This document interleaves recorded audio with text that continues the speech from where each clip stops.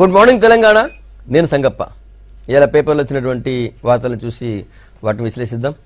మొత్తం అన్ని పేపర్లు కూడా నిన్న సాయంత్రానికే ఎన్నికల ప్రచారం ముగిసింది. నిన్న సాయంత్రం 5 గంటల నుంచి ఎన్నికల కోడ్ స్టార్ట్ అయింది.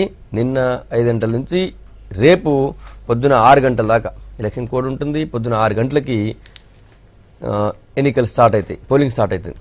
సో రేపు ఈ టైంకి ఆల్రెడీ పోలింగ్ స్టార్ట్ అయిపోతుంది. ఇప్పుడు ఈ టైంకి పోలింగ్ స్టార్ట్ అవుతుంది రేపు ఈ టైం వరకు. సో పేపర్లన్నీ కూడా ముఖ్యంగా ప్రచారం ముగిసింది, అంచనాలకు సంబంధించి రాసినాయి. V6 వెలుగు చూద్దాం.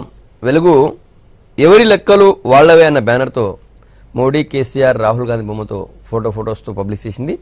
వచ్చే సీట్లు, కలిసి వచ్చే అంశాలపైన అన్ని పార్టీల ధీమా, వీలైనన్ని ఎక్కువ సీట్లు గెలుచుకోవడం పైన అన్ని పార్టీలు కూడా దృష్టి, ఆగిన చప్పుడు, తుది అంకానికి చేరిన ఎలక్షన్ పోరు, 16 గెలిస్తే ఢిల్లీలో చక్రం తిప్పుతామంటున్న టీఆర్ఎస్, బలమైన అభ్యర్థులు, న్యాయతో సీట్లు వస్తాయని చెప్పి కాంగ్రెస్ భరోసాతో ఉంది, పుల్వామా తదనంతర పరిణామాలపైన బీజేపీ ఆశలు, కేంద్రంలో పవర్ పైనే అందరి నజరంటూ తీసుకుంది వెలుగు. నెక్స్ట్ ఇక పోలింగ్కి అంతా ఏర్పాటు రెడీ అయినాయి. పోలింగ్కు అంతా రెడీ అన్నటువంటి బ్యానర్తో పోలింగ్ ఏర్పాట్లపైన వెలుగు తీసుకుంది. 17 లోక్సభ స్థానాలు, బరిలో ఉన్నది 443 మంది, 34,604 పోలింగ్ కేంద్రాలు ఉన్నాయి రాష్ట్ర వ్యాప్తంగా. 2,97,00,000 ఓటర్లు రేపు ఓటేస్తారు, అంటే అంతమంది ఓటర్లు ఉన్నారు. ఉదయం 7 గంటల నుంచి సాయంత్రం 5 గంటల వరకు పోలింగ్. నిజామాబాద్లో మాత్రం 8 గంటల నుంచి 6 గంటల వరకు పోలింగ్. ఎందుకంటే ఇక్కడ ఎక్కువ మంది 185 మంది పోట్లో ఉన్నారు. వాళ్ళందరూ ఎక్కువ మంది ఉన్నారు కాబట్టి మాక్ పోలింగ్కి ఎక్కువ టైం పడుతుంది. అందుకే 1 గంట లేట్. 13 అసెంబ్లీ సెగ్మెంట్లలో 4 గంటల వరకే పోలింగ్. చాలా రిమోట్లో ఉన్నవి, తర్వాత నక్సల్స్ ప్రభావిత ప్రాంతాల్లో ఉన్నవి. ఖమ్మం జిల్లాలో ఎక్కువగా ఉన్నాయి, ఖమ్మం, ఆదిలాబాద్ జిల్లాలో, మంచిర్యాలలో. సో అక్కడ 13 అసెంబ్లీ సెగ్మెంట్లలో 4 గంటల వరకే అయిపోతుంది. మొత్తం 70,000 మంది పోలీసుల భద్రత ఉందని చెప్పింది. అదొకటి ఉంది. తర్వాత ఛత్తీస్గఢ్లో నిన్న నక్సల్స్ మందు పాత్ర పేల్చారు. ప్రచారం పోయినటువంటి ఒక బీజేపీ ఎమ్మెల్యే నిన్న చనిపోయారు. ఆ వార్తను తీసుకుంది. నక్సల్స్ దాడిలో బీజేపీ ఎమ్మెల్యే మృతి, 6 జవాన్లు బలి. పోలింగ్కు గంటల ముందు ఛత్తీస్గఢ్లో పేలిన మందు పాత్ర, పోలింగ్ యథాతథం అంటూ ఈసీ చెప్పింది. ఆ పాయింట్ తీసుకుంది. తర్వాత నిజామాబాద్లో నిన్న పసుపు తర్వాత ఎర్రజొన్న రైతుల ఐక్యత సభ జరిగింది ఆర్మూర్లో. మొదటి ఈవీఎం వదిలేద్దాం, ఎవరికైనా ఓటేద్దాం, నిజామాబాద్ పసుపు రైతుల పిలుపు అంటూ ఆ వార్తను తీసుకుంది. తర్వాత 16 సీట్లతో కేసీఆర్ ప్రధాని అవుతారని చెప్పి నిన్న అమిత్ షా శంషాబాద్లో ప్రశ్నించారు. 16 సీట్లతో ప్రధాని ఎట్లా అవుతారని చెప్పి ఆయన అడిగారు. తర్వాత ఎర్రకోటపై ఫెడరల్ జెండా, ప్రాంతీయ పార్టీల కూటమిదే కేంద్రంలో అధికారం అని చెప్పి నిన్న నల్గొండలో కేటీఆర్ రోడ్ షో జరిగింది. ఆ రోడ్ షోలో చెప్పారు. ఆ పాయింట్ ఒకటి హైలైట్గా ఉంది. తర్వాత వెలుగు సిరీస్ స్టోరీస్ రాసింది తెలంగాణ వీరప్పన్ అని చెప్పి కలప దొంగ పైన. తెలంగాణ వీరప్పన్ దొరికిండు, కలప స్మగ్లర్ ఎడ్ల శ్రీను అరెస్ట్ అంటూ ఆ వార్తను కూడా తీసుకుంది. ఇది వెలుగులో ఉన్నటువంటి వార్తలు. నెక్స్ట్ ఈనాడు చూద్దాం. ఈనాడులో ఇక ప్రచారం ముగిసింది కాబట్టి పంపకాల అంకం అన్నటువంటి బ్యానర్తో తీసుకుంది. ముగిసిన ప్రచారం, తెరలేచిన ప్రలోభాల పర్వం, పలుచోట్ల భారీగా నగదు పట్టువేత, ఎన్నికల నిర్వహణకు యంత్రాంగం సన్నద్ధం, నేటి సాయంత్రంలోగా పోలింగ్ కేంద్రాలకు సిబ్బంది అంటూ వార్తను తీసుకుంది. నెక్స్ట్ దిగజారిన ఈసీ అన్నటువంటి బ్యానర్తో మాజీ ఐఏఎస్ తర్వాత ఐఆర్ఎస్ ఆఫీసర్లందరూ ఒక ఈసీ పైన ఆరోపణలు చేశారు. ప్రశ్నార్థకంగా మారిన విశ్వసనీయత, 66 మంది మాజీ ఉన్నత అధికారుల ఆరోపణ, అధికార పార్టీపై చర్యలేవని ఆక్షేపణ, రాష్ట్రపతికి లేఖ రాశారు వాళ్ళందరూ కూడా. సో ఆ పాయింట్ ఒకటి హైలైట్ చేసింది. వచ్చేది సంకీర్ణ ప్రభుత్వమే, నల్గొండ రోడ్ షోలో టీఆర్ఎస్ కార్యనిర్వాహక అధ్యక్షుడు కేటీఆర్ అంటూ ఇంకో వార్తను తీసుకుంది. దాని పక్కనే శంషాబాద్లో నిన్న బీజేపీ జాతీయ అధ్యక్షుడు అమిత్ షా మీటింగ్ జరిగింది. దానికి సంబంధించిన వార్తని మరోసారి ప్రధాని మోడీనే అన్న బ్యానర్తో ఆ వార్తను తీసుకుంది. ఇది దేశ ప్రజల ఆకాంక్ష. శంషాబాద్ సభలో అమిత్ షా రాహుల్పై తీవ్ర ఆరోపణలు, కాశ్మీర్ను విభజించి దేశానికి 2 ప్రధానుల్ని చేయాలని తలపోస్తున్నారంటూ ఆయన కామెంట్ చేశారు, ఆ పాయింట్ తీసుకుంది. మావోయిస్టు దాడిలో బీజేపీ ఎమ్మెల్యే మృతి, మరో 4 దుర్మరణం, మందు పాత్రతో వాహనం పేల్చివేత, ఛత్తీస్గఢ్లో ఘాతుకం అంటూ ఆ వార్తను కూడా తీసుకుంది. తర్వాత ఆంధ్రజ్యోతి, కేసీఆర్ అక్రమాలు సాగవు, డబ్బు సంచులతో రాజకీయం చేస్తున్నారు, తెలంగాణలో ఈసారి భిన్నమైన ఫలితాలు వస్తాయని చెప్పి రాహుల్ గాంధీ ఆ పేపర్కి ఇచ్చినటువంటి ఇంటర్వ్యూలో చెప్పారు. ఆ పాయింట్ని హైలైట్ చేసింది. తర్వాత ఆఖరి అంకం షురు, ముగిసిన ప్రచారం, రేపే పోలింగ్ అనే బ్యానర్తో నిన్న ప్రచారం ముగిసిందిగా దాన్ని తీసుకుంది. 20 రాష్ట్రాల్లో ఏర్పాట్లు, వ్యూహ ప్రతివ్యూహాల్లో నేతలు, డబ్బు మద్యం పంపిణీకి సిద్ధం, ఏపీలో రసవత్తర పోరు, తెలంగాణలో 16 స్థానాలపైన టీఆర్ఎస్ గురి అంటూ తీసుకుంది. తర్వాత నిన్న కర్ణాటకలో ప్రధాని నరేంద్ర మోడీ ఎన్నికల ప్రచారంలో పాల్గొన్నారు. ఎంత శత్రుపక్షంతోనైనా పొత్తుకు రెడీ, ఒక్క ఎంపీ ఉన్న పార్టీని కలుపుకుంటామని చెప్పి వాళ్ళ ప్రసంగాల్ని హైలైట్ చేసింది. తెలంగాణలో రజాకర్ల పాలన అంటూ అమిత్ షా స్పీచ్ని తీసుకుంది. తర్వాత వీళ్ళ హోదా తెచ్చేదంటూ చంద్రబాబు నాయుడు నిన్న మాట్లాడారు. చంద్రబాబు నాయుడు అమరావతిలో మాట్లాడారు. ముఖ్యంగా కేసీఆర్, కవిత, హరీష్ వీడియోలను చూపుతూ సుదీర్ఘ ప్రజెంటేషన్ అంటూ ఆ వార్తను తీసుకుంది. మేము హోదాకి వ్యతిరేకం కాదు, ఏపీకి ప్రత్యేక హోదా సాధనకై మేము కూడా పోరాటం చేస్తాం, జగన్ మేము కలిసి సాధిస్తామని చెప్పి నేను మొన్న కేసీఆర్ మాట్లాడిన దానికి కౌంటర్గా చంద్రబాబు నాయుడు మొత్తం వాళ్ళ వీడియోలు చూపించి ప్రజెంటేషన్ ఇచ్చారు. బస్సులే రానివ్వని వాడు హోదా రాణిస్తాడా, నాడు అవిశ్వాసాన్ని చర్చకు రానివ్వలేదు, మన బిర్యానీని పేడ అన్నాడు, ఉల్వచారును పశువులు తింటాయన్నాడు, నన్ను సన్యాసి అంటాడా, తాట తీస్తా అని చెప్పి కేసీఆర్ పైన కూడా ఘాటు వ్యాఖ్యలు చేశారు చంద్రబాబు నాయుడు. ఆ వార్త కూడా ఒకటి ప్రధానంగా ఉంది. నెక్స్ట్ నమస్తే తెలంగాణ.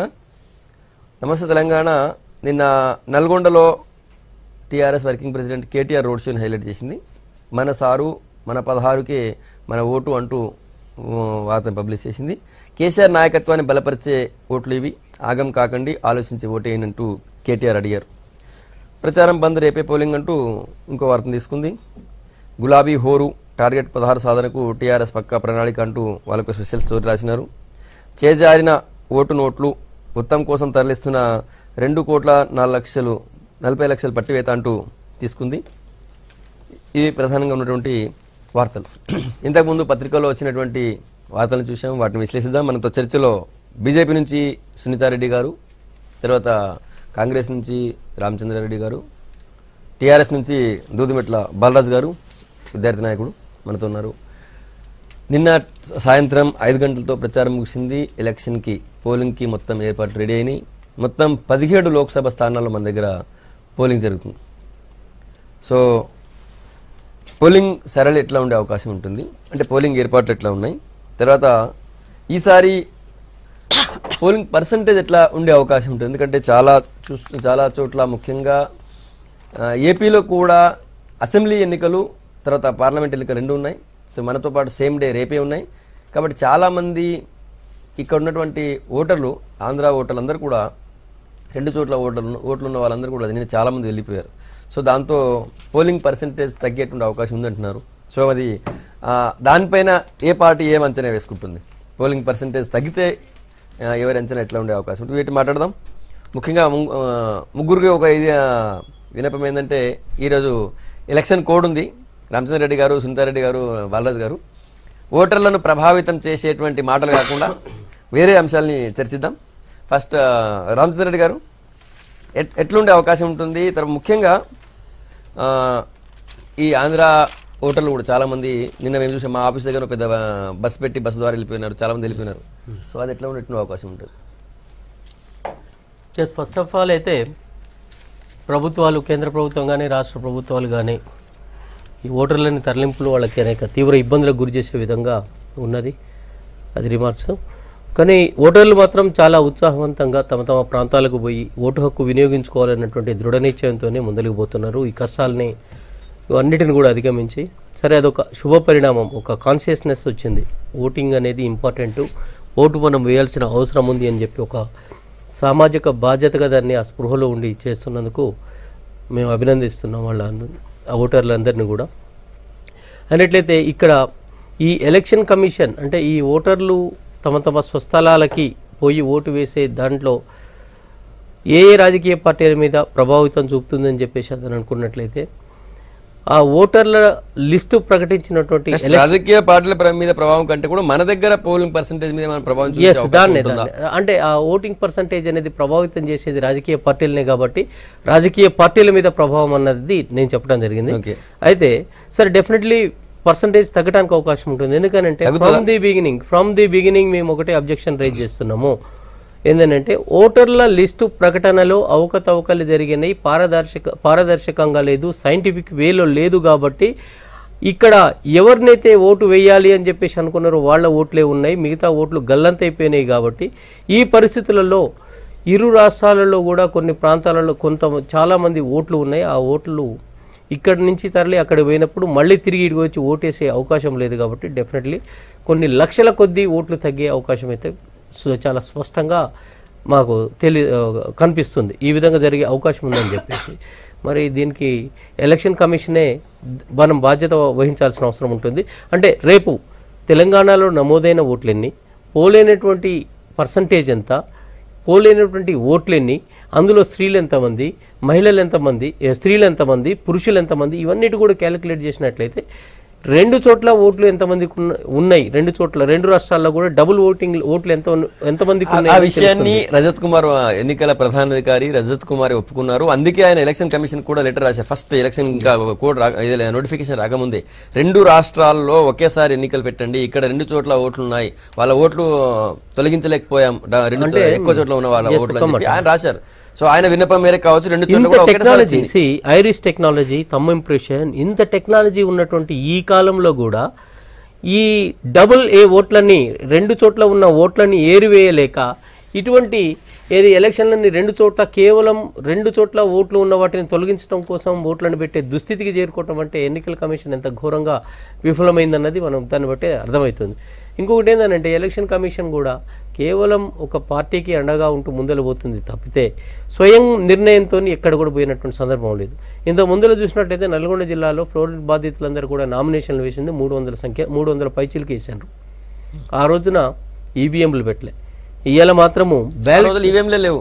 ఈవీఎంలు ఉన్నాయి ఆ రోజు ఉన్నాయి, డెఫినెట్లీ ఉన్నాయి. ఉన్నాయి 93లో వచ్చినాయి. అయితే మరి ఇప్పుడు మాత్రం ఆగమేఘాల మీద దేశం మొత్తం నుంచి కూడా ప్రొక్యూర్ చేసి కొత్త టెక్నాలజీ అని చెప్పేసి కొత్త కనెక్టివిటీ అని చెప్పేసి మధ్యలో ఏమన్నా సాంకేతిక పరమైనటువంటి సమస్యలు ఎదురైనప్పుడు మరి వాటిని తీర్చడానికి 600 మంది ఇంజనీర్లు పెట్టినంటున్నారు. 600 మంది ఇంజనీర్లు కొన్ని నిమిషాల వ్యవధిలో దాన్ని రెక్టిఫై చేయగలుగుతారా? అంతమంది ఓటర్లను ఒక్కొక్క ఓటరు ఆ అభ్యర్థులందరినీ ఇట్లా స్కాన్ చేసుకుంటూ పోవడానికి కనీసం 5 నిమిషాల టైం పడుతుంది, మినిమం 5 నిమిషాల టైం పడుతుంది. ఎన్ని లక్షల ఓట్లు, ఎంత టైం పడుతుంది, ఇవన్నిటిని కూడా మనం దృష్టిలో పెట్టుకున్నట్లయితే ఖచ్చితంగా కూడా ఏమైనా సాంకేతిక సమస్య తలెత్తినట్లయితే అక్కడ మళ్ళీ విఫలమైపోయే అవకాశం. నిజామాబాద్ లో మాత్రమే అభ్యంతరమా? ఇంకా మొత్తం నిజామాబాద్ కాదు, ఎక్కడైనా కానీ మొన్న జరిగినటువంటి ఎమ్మెల్సీ ఎన్నికల శైలిని చూసినట్లయితే, సరళిని చూసినట్లయితే డెఫినెట్ గా అనుమానాలకి దేశవ్యాప్తంగా మీ దగ్గర ఎందుకు పెడతారు బ్యాలెట్? అక్కడ ఉన్నటువంటి నేను అనేది ఏంటంటే నిజామాబాద్ ఒకటి ఎక్సెప్షన్. నేను అనేది అదే, నిజామాబాద్ లో అవసరం ఉన్నప్పటికీ కూడా అవసరానికి కాదని కూడా కొత్త టెక్నాలజీ అని చెప్పేసి తీసుకొచ్చేసి కేవలం బ్యాలెట్ పద్ధతిలో ఎలక్షన్లు జరగకుండా ఉండాలన్నటువంటి ఏకైక లక్ష్యంతో ఆ విధంగా చేయటం అనేది దురదృష్టకరము. ఇదంతా కూడా ఎలక్షన్ కమిషన్ వైఫల్యాలలో ఇదొకటి అని చెప్పేసి మాట్లాడుతున్నాం మేము. రైట్ సార్, ఎన్నికల ఏర్పాట్లపైన మాట్లాడుతున్నాం. సుందరెడ్డి గారు మీరేమంటారు? గతంలో మనకు 2-3 నెలల కింద జరిగిన ఎలక్షన్లు, ఎమ్మెల్యే ఎలక్షన్లకు చూసుకుంటే చాలా దీంట్లో ఎలక్షన్ కమిషన్ చర్యలు అయితే అంత పెద్ద గొప్పగా ఏం లేవు. లాస్ట్కు ఓటర్ లిస్టుల విషయంలో, ఓటర్స్ విషయంలో స్వయంగా ఈసీ గారే సారీ చెప్పే పరిస్థితి వచ్చింది. ఎందుకు అంటే దాన్ని సెట్ చేయలేకపోయినాము, డబుల్ ఓట్లు వచ్చినాయి, ఒకే ఇంట్లో కానీ ఒకే అపార్ట్మెంట్లో కానీ ఒకే అడ్రస్ మీద కానీ దాదాపు 200 నుంచి 2000 ఓట్లు కూడా ఉన్న పరిస్థితి ఉంది. వాటిని అరికట్టలేకపోయినామని సారీ చెప్పిన పరిస్థితి ఉంది. ఇప్పుడు అవన్నీ సరిదిద్దుకున్నామని చెప్తున్నారు. కాబట్టి మంచిగానే జరుగుతుందని నేను అనుకుంటున్నా. ఎందుకు అంటే ఇప్పుడు ప్రతి చోట వైఫల్యం ఎందుకు అవుతుందంటే ఎలక్షన్ కమిషన్కి అనేదానికి ఒక స్వయంగా ఒక వ్యవస్థ, ఉన్నా కూడా ఎంప్లాయీస్ వాళ్ళకు ప్రత్యేకంగా లేకపోవడంతో రాష్ట్ర ప్రభుత్వంలో ఉన్న ఎంప్లాయీస్ మీద ఆధారపడడం, టీచర్స్, రెవెన్యూ సిబ్బంది, మున్సిపల్ సిబ్బంది, ఇలా అన్ని సిబ్బందుల మీద ఆధారపడడం, వాళ్ళకి అనుభవాలేమి ఉండడము, ఇంత ఉన్న ఆ 10-15 రోజులలో ఆ టెక్నాలజీకి కరెక్ట్గా అందుకోలేకపోవడం కూడా ఒక సమస్య. ఇక రెండోది ఏంటంటే బ్రదర్ చెప్తున్నారు ఈవీఎంలు ఏదో ట్యాంపరింగ్ అయినట్టుగా చెప్తున్నారు. నేనేమంటున్నానంటే ఒక్క చోట ట్యాంపరింగ్ అయితే అన్ని చోట్ల కూడా అవుతుంది కదా. మరి ఇప్పుడు మీరు గెలిచిన చోట కూడా మరి ఆ విధంగానే అనుకోవచ్చు. ఆ విధంగా కోర్టుకు పోయినారు. ఇప్పుడు కొత్తగా ఒక నిబంధన కూడా పెట్టింది సుప్రీంకోర్టు. వీవీప్యాట్లు కనీసం 5 బూతులలోనన్నా మీరు ఖచ్చితంగా ఒక అసెంబ్లీ నియోజకవర్గంలో మీరు లెక్క పెట్టాలి. అన్ని ప్రతిపక్షాలు బీజేపీ తప్ప అన్ని విపక్షాలు 50% వీవీప్యాట్లు లెక్క పెట్టాలని డిమాండ్ చేసిన కోర్టుకి. కోర్టు సాధ్యం కాదని చెప్పి ఎలక్షన్ కమిషన్ చెప్పింది. సార్ మేము 2010లోనే మేము ఈవీఎంల మీద అబ్జెక్షన్ చెప్పినాం మా పార్టీ నుంచి. చెప్పాక మీరు సుప్రీంకోర్టులో మీరు సమర్పించిన ఏదైతే ఆ కేసు గురించి మరి పర్ఫెక్ట్గా ఉన్న ఈవీఎంలు మనం అప్గ్రేడ్ అయినాము. ఏది మన మామూలు పేపర్ బ్యాలెట్ నుంచి మనము టెక్నాలజీ డెవలప్ చేసుకొని మనం అప్గ్రేడ్ అయినాం కాబట్టి మీరు ఈ విధంగా ఎవరు దీన్ని ట్యాంపరింగ్ చేయలేరని ప్రూఫ్ చేసిన సందర్భంగా మేము సుప్రీంకోర్టును గౌరవించి మేము 2014లో ఎలక్షన్ పోయాం. ఆనాడు ఉన్న యూపీఏ గవర్నమెంటే కదా ఈ టెక్నాలజీ కరెక్ట్ అని చెప్పి సుప్రీంకోర్టుకు చెప్పి అది ఎలక్షన్లకు ముందు పోయింది కాబట్టి పోయిండ్రు కాబట్టి మేము సుప్రీంకోర్టు గౌరవించి మేము ఈవీఎంలకు వెళ్ళినాం, ఈవీఎంలను నమ్మినాం. మళ్ళీ అదే మీరు మీ ఇప్పుడు పక్కన 3 రాష్ట్రాలు 4 రాష్ట్రాలు ఇప్పుడు మన తెలంగాణతో పాటు 3-4 రాష్ట్రాలలో కూడా ఎలక్షన్స్ అయినాయి. కొన్ని చోట్ల టెక్నికల్ ప్రాబ్లమ్స్ అయినాయి కాదనట్లేదు, కానీ ఈవీఎంలు వ్యవస్థనే తప్పు అన్నట్టుగా మీరు వ్యవస్థ కాదు. అప్పుడు మేము మంచి కోరి తర్వాత టెక్నాలజీ వాడుకోవాలనే ఉద్దేశంతో మేము ఈవీఎం తెచ్చాము. కానీ నరేంద్ర మోడీ ఇటు కేసీఆర్ వస్తారని మేము అనుకోలేదని చెప్పి మన గులాబ్ నబీ ఆజాద్ హైదరాబాద్ లో ఉన్నారు. కేసీఆర్ నరేంద్ర మోడీ లాంటి వాళ్ళు వస్తారని మేము ఊహించలేదు, ఇంత ఈవీఎంలను ట్యాంపర్ చేసే వాళ్ళు వస్తారని మేము ఊహించలేదు అని అంటున్నారు. అదే నేను అంటున్నాను సార్, ట్యాంపరింగ్ జరగదు అని మీరు సుప్రీంకోర్టుకు చెప్పినప్పుడు ఏ విధంగా జరుగుతుంది అనేది కూడా మీరు చెప్పాలి కదా. మీరు చెప్పలేదు అంటే మీరు సుప్రీంకోర్టును అది జరిగినా కూడా జరగదు అని మీరు సుప్రీంకోర్టు తప్పుదోవ పట్టించారా? మీరు అట్లే అనుకోవాలా? సరే మీరు 4 రాష్ట్రాలలో గెలిచిరు కదా మొన్న, మరి అక్కడ ట్యాంపరింగ్ చేసిండ్రా? మీరు ఆ టెక్నాలజీ మీకు తెలుసు కాబట్టి మీరు ప్రవేశపెట్టిండ్రు కాబట్టి మీరు ట్యాంపరింగ్ చేస్తారనేది మేము అనుకోవాలి. రైట్ బాలరాజు గారు మీరేమంటారు?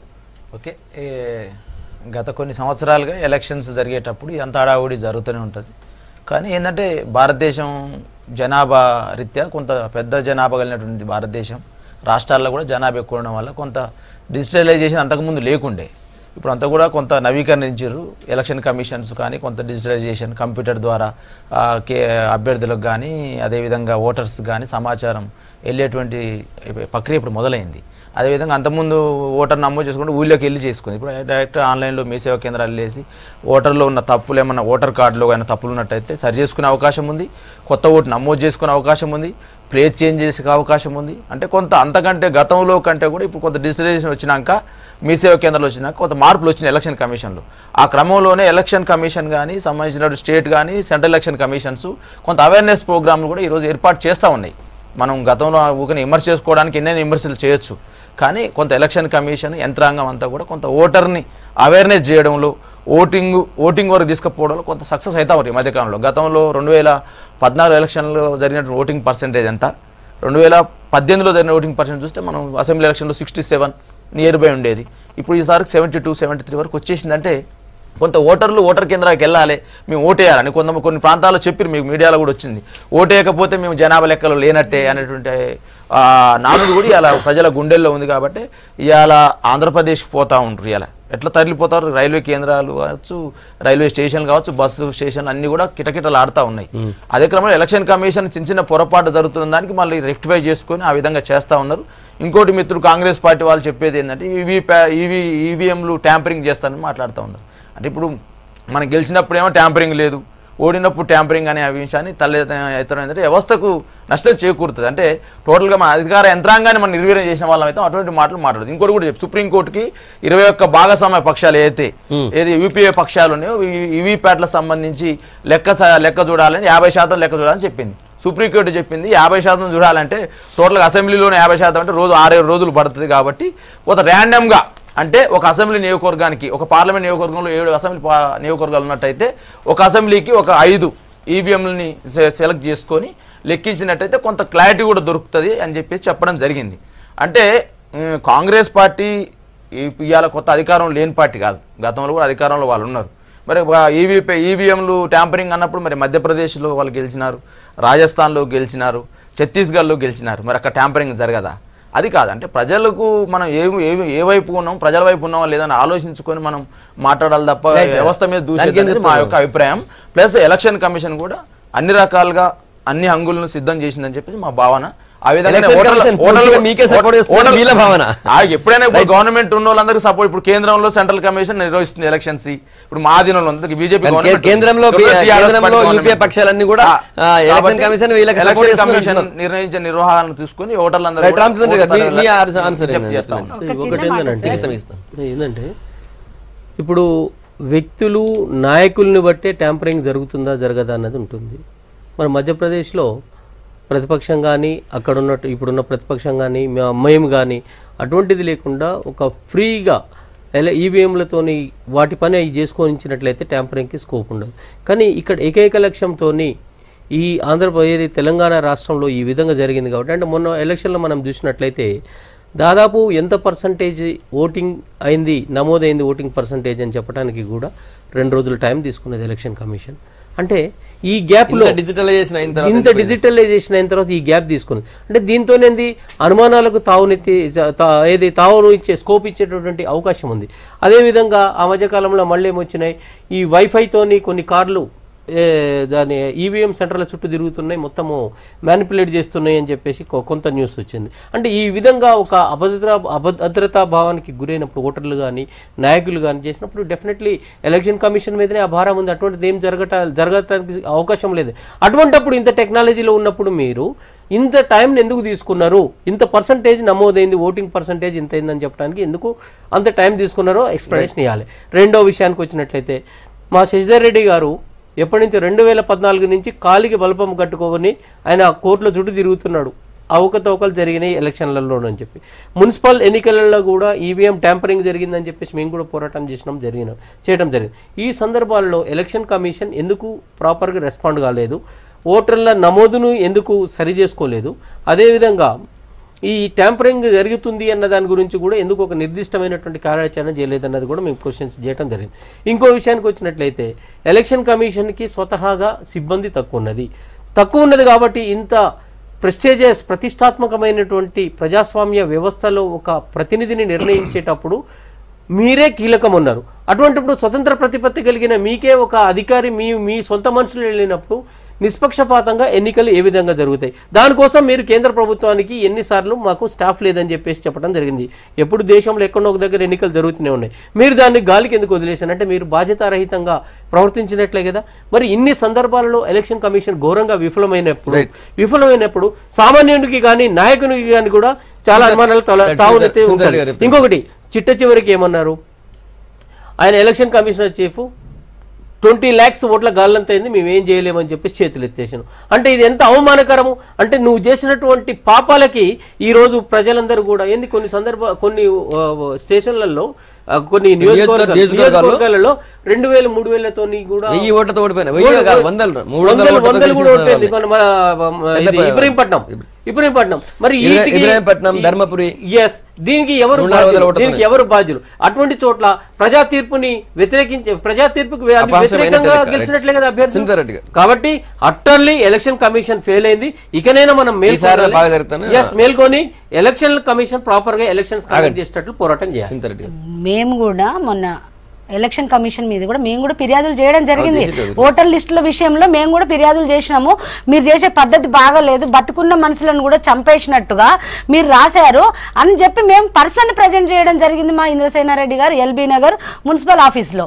ఎందుకంటే ఇతను ఓటు తీసేశారు, దీన్ని ప్రాపర్గా మీరు ఇన్వెస్టిగేషన్ చేయలేదు, బతుకున్న వాళ్ళని చంపేశారు అని చెప్పి మేము కూడా ఎలక్షన్ కమిషన్ మీద కంప్లైంట్ చేయడం జరిగింది. ఇప్పుడు ఆంధ్రాకు పోయే ఓటర్లని ఇక్కడే ఉంచడం జరిగింది, అక్కడ ఓట్లు ఇక్కడ ఓట్లు నేను కంప్లైంట్ చేసినా తీయలేదు కాబట్టి ఆయననే స్వయంగా సారీ చెప్పడం కూడా జరిగింది. ఇవాళ కూడా మనం చూస్తున్నాము అక్కడ 2 ఎలక్షన్స్ జరుగుతున్నాయి కాబట్టి ఎంత క్రౌడ్, ఎమ్మెల్యే ఎంపీ ఎలక్షన్లు ఉన్నాయి కాబట్టి వాళ్ళ ప్రాంత డెవలప్మెంట్, వాళ్ళ రాజకీయాల్లో, వాళ్ళ ఊరు, వాళ్ళ విషయంలో ప్రాపర్ గా వాళ్ళు ఆలోచిస్తున్నారు. ఎందుకు అంటే నా ఊరు డెవలప్ కావాలి, నా దేశం డెవలప్ కావాలి, నేను ఎన్నుకున్న నాయకుడు నాకు పని చేయాలి, నేను ఖచ్చితంగా అదే ఒక అవేర్నెస్ అనుకోవాలి. అంటే సరే వాళ్ళు ఎక్కడ ఓటేసినా కూడా ప్రజలలో వచ్చిన అవేర్నెస్, నేను ఖచ్చితంగా నా నాయకునికి ఓటేయాలి, గెలిపించాలి, నా ఊరికి, నా జిల్లాకు, నా రాష్ట్రానికి నేను ఎన్నుకున్న నాయకుడు పనిచేయాలనే ఒక ప్రాపర్గా ఆలోచించి ఇవాళ ప్రజల అవేర్నెస్ తోటి వెళ్ళిపోతున్నారు.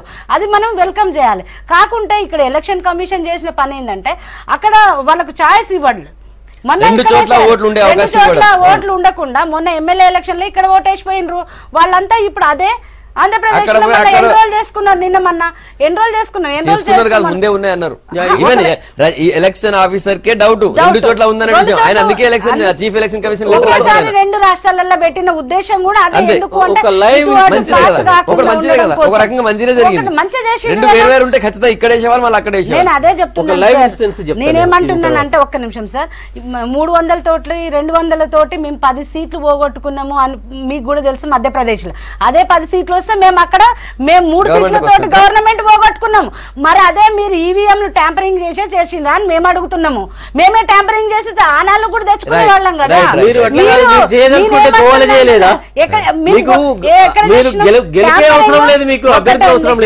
కర్ణాటకలో ప్రయత్నం చేయలేదా? మీరేం చేసిండ్రు? మీరు రేవంత్ రెడ్డిని తెచ్చుకున్నారు, విశ్వేశ్వరరెడ్డిని తెచ్చుకున్నారు. అధికార యంత్రాంగం యొక్క ధైర్యాన్ని మనం దెబ్బతీయొద్దు.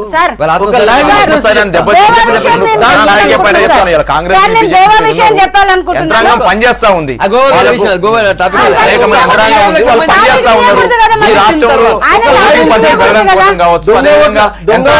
నిర్వహించడం కోసం, పారదర్శకంగా ఉంచడం కోసం యంత్రాంగం పనిచేస్తా ఉంది. రాజకీయ పార్టీగా మనం వాళ్ళ యొక్క ఆత్మస్థాయిని దెబ్బతీసే విధంగా మనం మాట్లాడాలని చెప్పి నా యొక్క అప్పీల్. రెండవ ఇంకో అంశం కూడా అధికార యంత్రాంగం పనిచేస్తా ఉంది, ప్రభుత్వాధికారులు పనిచేస్తా ఉంది. రాజకీయ పార్టీలుగా మనం ఏమైనా లోపాలు ఉంటే వాటికి రిప్రజెంట్ చేయాలి. మన అవేర్నెస్ కాంగ్రెస్ చదువుకున్న ఆఫీసర్లు, ఐఏఎస్లు వాళ్ళు పనిచేస్తున్నారు. అవేర్నెస్ లేకపోతేనేనా ఇవాళ 14% పెరిగింది. ఇవాళ ఎందుకు అందరు పారదర్శకంగా పోతా ఉన్నారు, ఎందుకు జనాలు తరలి వెళ్తా ఉన్నారు, ఇవాళ బస్సులు కిటకిట ఆడుతా ఉన్నాయి. కాంగ్రెస్ ఏంటంటే అధికార యంత్రాంగం పనిచేస్తా ఉంది, పనిచేస్తున్న వాళ్ళు ఆత్మహత్యలు దెబ్బతీయగలిగే కాంగ్రెస్ పార్టీ అధికార యంత్రాంగం లోపాలకి, సమాజంలో పొరపాటుకి కాబట్టి మీరు దూదిమెట్ల బాలరాజు గారు. సరే, ముందు రామచంద్ర రెడ్డి గారు, ఈ రోజు నుంచి మనం ఇంతకు మాట్లాడిన లక్షల సంఖ్యలో చాలామంది ఏపీకి తరలి వెళ్తున్నారు. సరే, గ్రామాలకైతే మన దగ్గర ఎట్లాగో పోతారు, ఇక్కడ ఉన్న వాళ్ళు, హైదరాబాద్ ఉన్న వాళ్ళు, వేరే పట్టణాలు ఉన్న వాళ్ళు గ్రామాలకు పోతారు. కానీ ఏపీకి చాలా సంఖ్యలో వెళ్తున్నారు. సరే, ఏదైనా పార్టీ తీసుకెళ్తుందా, లేక వాళ్ళే అవేర్నెస్ వెళ్తున్నారు, మొత్తానికి వెళ్తారు. నిన్నటి నుంచి 3-4 రోజుల నుంచి స్టార్ట్ అయింది.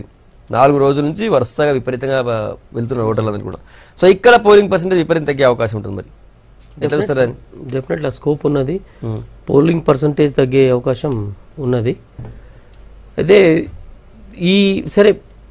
దీనికి ఏమంటామంటే పోలింగ్ పర్సంటేజ్ తగ్గుతుంది అని అంటే అసలు ఎలక్షన్ కమిషన్ స్ట్రింజెంట్గా వ్యవహరించి ఇక్కడ ఓటు హక్కుకి అర్హత లేని వాళ్ళకి ఓటు హక్కు ఇవ్వకుండా ఉన్నట్లయితే ఆ ప్రభావం తెలంగాణ ఓటర్ల మీద పడదుగా. అంటే కౌంట్లోకి వీళ్ళందరూ రారు కదా, అటువంటిప్పుడు పర్సంటేజ్ తగ్గేది పెరిగేది అనే సమస్య తలెత్తది కదా.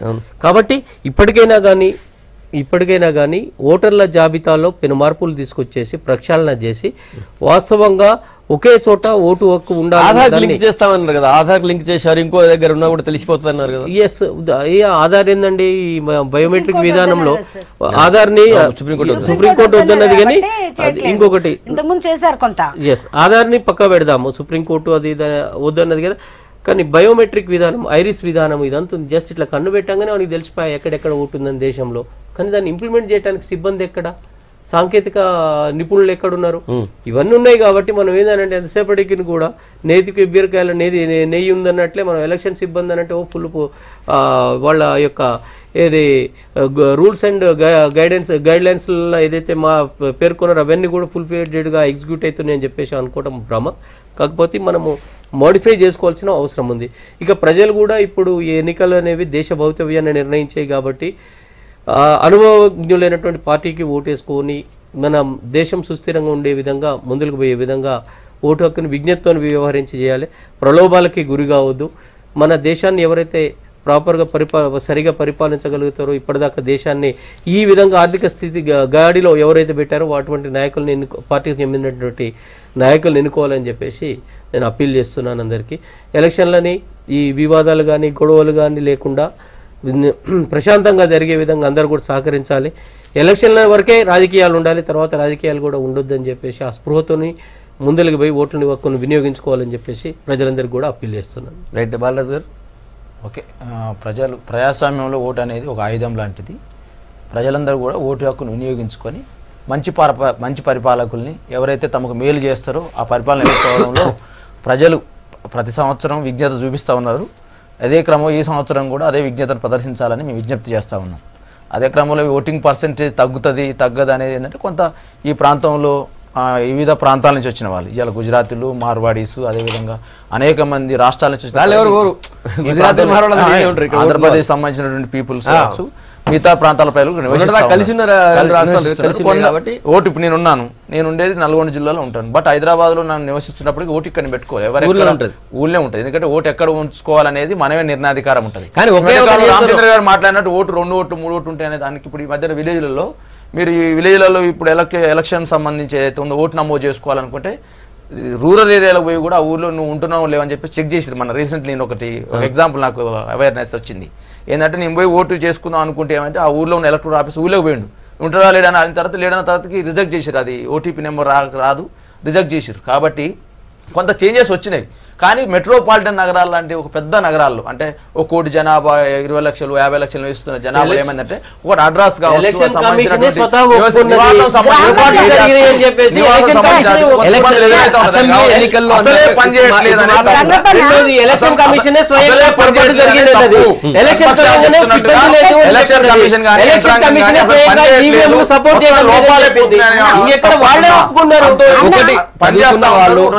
జరుగుతా ఉంది, తీసుకొస్తా ఉన్నారు, ఓటింగ్ పర్సెంట్ పెరుగుతా ఉంది, యంత్రాంగం పూర్తి ఇప్పుడు 185 మంది అభ్యర్థులు నిజామాబాద్ లో పోటీ చేస్తా ఉంటే సడన్లీ జరుగుతున్నట్టు సంఘటన. అంటే రైతులు తమ యొక్క ఆకాంక్షని తమ యొక్క భావన వ్యక్తం చేయాలనుకుంటూ పోటీ చేస్తారు. 180 అభ్యర్థులు పోటీ చేస్తున్నప్పుడు యంత్రాంగం సడన్లీ ఆల్రెడీ మార్పు చెందింది కదా, నిర్వహిస్తారు కదా, చెప్తూనే ఉంటారు కదా, అవన్నీ తీసుకొస్తారు కదా, మరి ఊకనే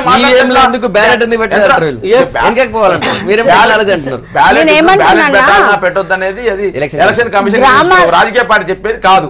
అది బ్యాలెట్ విధానం జరగాలన్నా, ఈవీఎం మిషన్ల ద్వారా జరగాలన్నా, ఈవీప్యాట్లు ఎంత లెక్కించాలనేది మనం చూసి ఒక రాజకీయ పార్టీకి టీఆర్ఎస్ పార్టీ నిర్ణయించేది కాదు కదా. సెంట్రల్ ఎలక్షన్ కమిషన్ దాని స్టేట్ ఎలక్షన్ కమిషన్ రామచంద్ర గారు నిర్ణయించుకుంటే చెప్పండి, మరి కాంగ్రెస్ పార్టీ ఒక విధానం తీసుకురామని చెప్పండి, వచ్చినాక బ్యాలెట్ నిర్ణయిస్తామని ఒక విధానం చెప్తే చెప్పండి పివి నరసింహారావు టెక్నాలజీ తప్పని చెప్తా ఉన్నారా చెప్తున్నా మీరు అంటున్నా. రాజీవ్ గాంధీ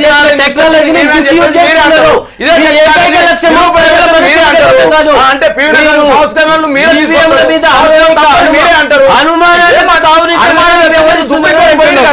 సుప్రీంకోర్టు ఏం చెప్పిందో తెలిసింది కదా, సుప్రీంకోర్టు ఏం చెప్పింది ర్యాండమ్ గా ఎన్ని లెక్కించాలని చెప్పింది కదా. సుప్రీంకోర్టు చెప్పకుండా ఊకనే పక్షంగా ఉన్నా ప్రభుత్వం 6 రోజులు టైం పడుతుంది.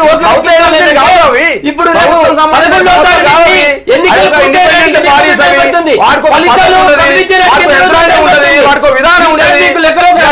ఎలక్షన్ కమిషన్ మాట్లాడుతూ ఉన్నారు, ఎన్ని కోట్ల రూపాయలు సీజ్ చేసిరండి, 34 కోట్లు లేవు, 47 కోట్ల రూపాయలు 100 కోట్ల పైసలు సీజ్ చేశారు. యంత్రాంగం పనిచేస్తున్నారు ఎట్లా మీరు అంత ఈజీగా ఉంది వాళ్ళది. మీరిద్దరు ఆగండి. నేనేమంటున్నానంటే ఇప్పుడు అన్న చెప్తున్నాడు గ్రామీణ స్థాయిలో కొంచెం అక్కడ ట్రాన్స్పరెంట్ ఉంటుంది, ఒక పర్సన్ తెలుస్తాడు ఈ వ్యక్తి ఎవరు అనేది తెలిసే అవకాశం ఉంది కాబట్టి అక్కడ ఎక్కువ తీసేయడానికో ఎక్కువ కలపడానికో అవకాశం ఉండదు అక్కడ.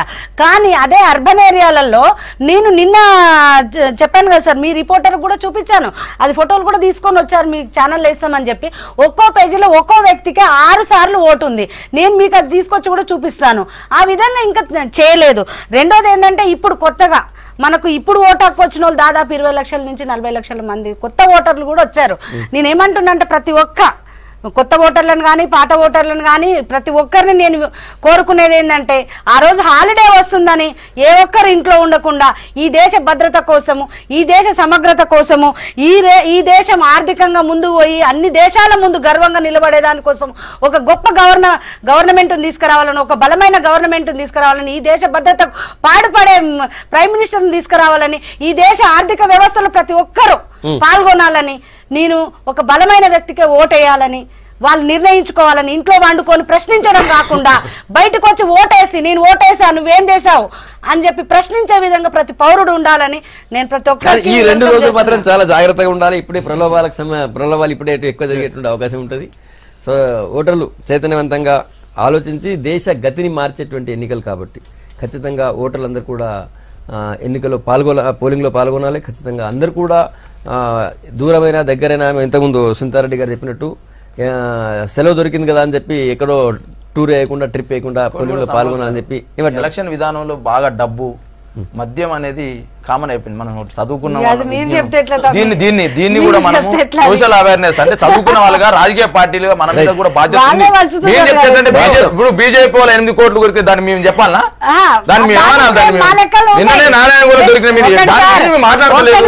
ఒక చదువుకున్న వాళ్ళ బాధ్యత గల పౌరులుగా ఈ సమాజంలో మద్యం నివారించాలని కోరుకోవడం తప్ప అంటున్నారు. దానికి మీరు చెప్తే మరి బీజేపీ 8 కోట్లు మా అంటున్నారు. నారాయణ కూడా దొరికిన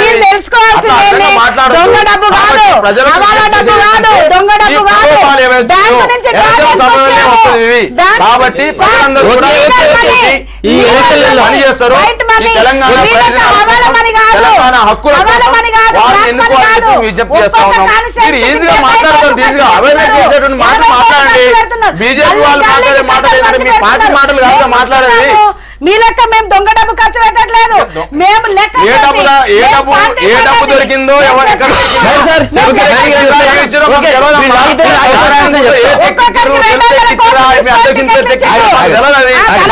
మాట్లాడలేదు.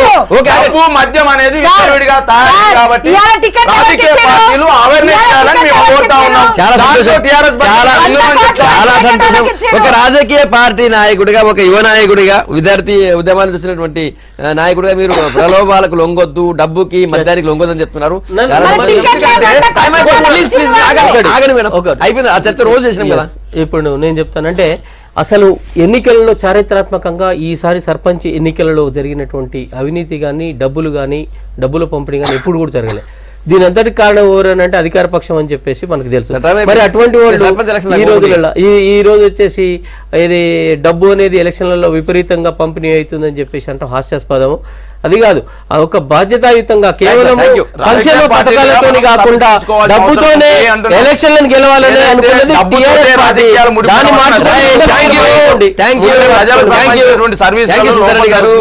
గారు, దూదిమెట్ల బాలరాజు గారు.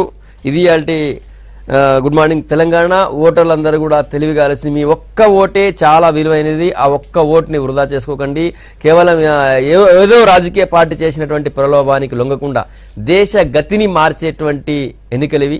కాబట్టి స్వేచ్ఛగా మీ ఆత్మ ప్రబోధానుసారం ఓటర్లందరూ కూడా ఓటేయాలని చెప్పి V6 కూడా విజ్ఞప్తి చేస్తుంది. ఇది గుడ్ మార్నింగ్ తెలంగాణ. రేపు పొద్దుగాల కలుద్దాం. Stay tune.